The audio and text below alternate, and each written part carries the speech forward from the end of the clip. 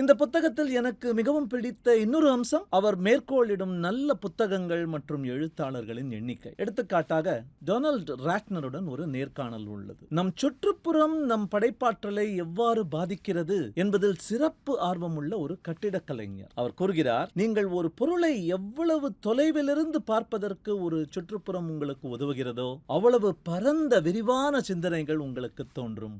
அவர் கூறுகிறார், அதிக சத்தம் மோசமானது, மிக அமைதியாகவும் இருக்கக்கூடாது, தெளிவற்ற பின்னணி சத்தம் மிகவும் உகந்தது, மேலும் அமர்வது மோசமாகும், நின்றிருப்பது நல்லது, நடப்பது, உடற்பயிற்சி செய்வது, முழு உடல் இயக்கம் படைப்பாற்றலுக்கு மிகவும் சிறந்தது. இறுதியாக இதெல்லாம் ஒரு பழக்கத்தின் அடிப்படையே என்கிறார்.